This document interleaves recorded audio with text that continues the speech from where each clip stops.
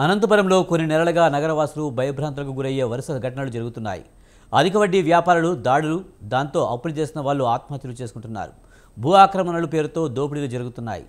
ఇప్పుడు ఒకరికి అమ్మిన ఆస్తిని ఎమ్మెల్యే అండతో మరో వ్యక్తికి డబుల్ రిజిస్ట్రేషన్ చేసిన ఘటన చోటు చేసుకుంది.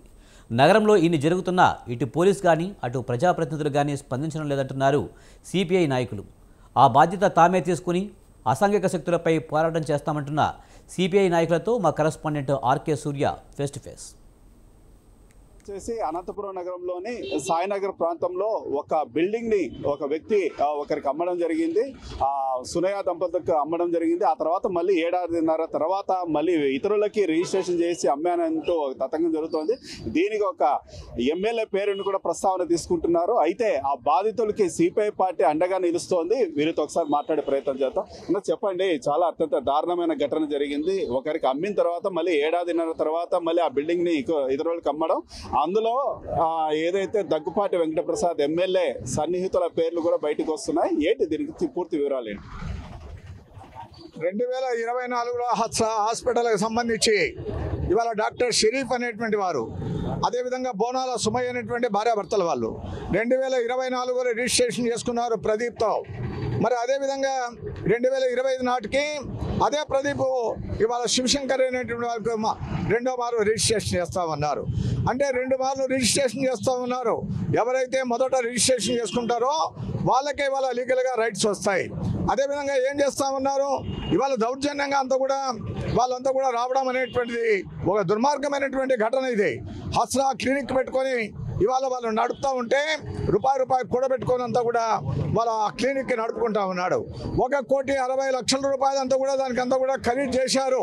కానీ 80 లక్షల రూపాయలు తనఖా పెట్టి లోన్ తీసుకున్నారు. దానిపైన అంతా కూడా ఇవాళ ఎమ్మెల్యే పేరే వినపడతా ఉంది.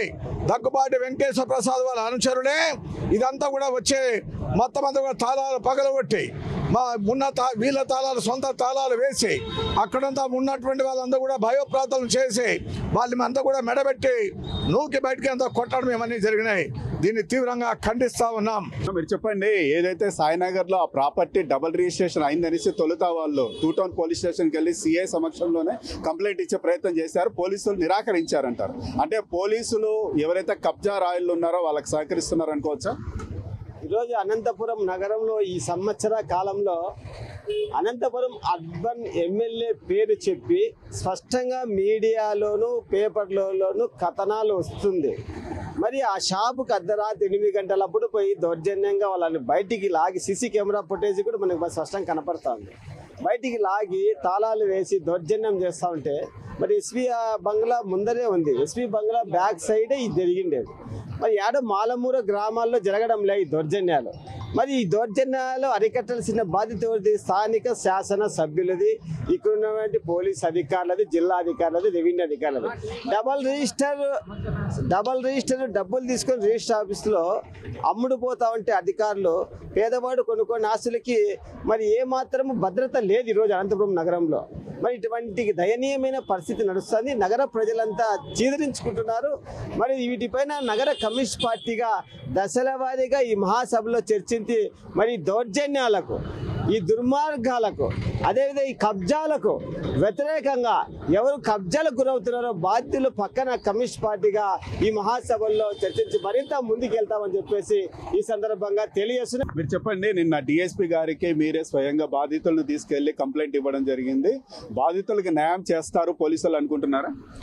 ఖచ్చితంగా బాధితులకి న్యాయం చేస్తారని పోలీసులని నమ్మాల్సిన పరిస్థితే. ఎందుకంటే వాళ్ళు ముందు రోజు సంఘటన జరిగిన ముందు రోజు కూడా డిఎస్పీ గారు చొరవ తీసుకొని తన సిబ్బందిని అంతా కూడా వెంట తీసుకొని రాత్రి 2 గంటల వరకు 3 గంటల వరకు గస్తీ నిర్వహించారు.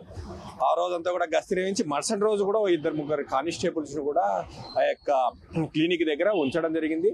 పోలీసులు అయితే ఈ విషయంలో బాధితుల పక్షానే నిలబడ్డారు. దాంట్లో మేము కూడా కమ్యూనిస్ట్ పార్టీగా హర్షించాల్సిందే. మంచి పని చేస్తే మనం హర్షించాల్సిందే. కానీ నేనేం చెప్తున్నా అంటే ఇదే కాదు, నగరంలో అనేకమైనటువంటి అరాచకాలు పెరిగిపోయాయి. 50 సంవత్సరాల తర్వాత ఈ మధ్య 15 నెలల నుంచి నగరంలో విపరీతమైనటువంటి ఆగడాలు పెరిగిపోయి అధిక వడ్డీ వ్యాపారస్తులను కట్టడి చేయకపోతురి.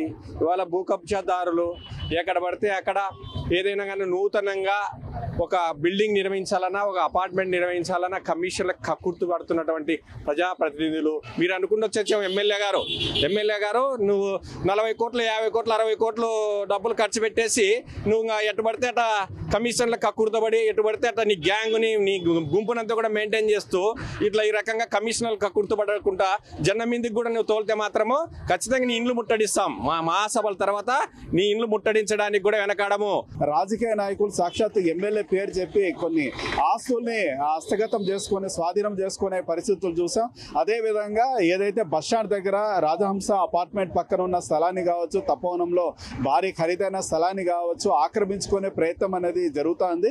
ఇటువంటి చూస్తుంటే ప్రజలందరూ కూడా ఈ నగరానికి ఏమైంది అంటూ ప్రశ్నించే పరిస్థితి ఉంది.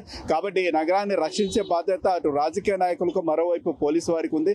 ఒకవేళ వాళ్ళు గనక ఇటువైపు ప్రయత్నం గనక చేయకపోతే సిపిఐ పార్టీనే ఆ బాధ్యత తీసుకొని తప్పనిసరిగా ప్రజలకి అండగా నిలుస్తామనేసి వీళ్ళు హెచ్చరిస్తున్నారు. కెమెరా పర్సన్ చాంతో, ఆర్కే సూర్య, స్వతంత్ర టీవీ, అనంతపురం నుంచి.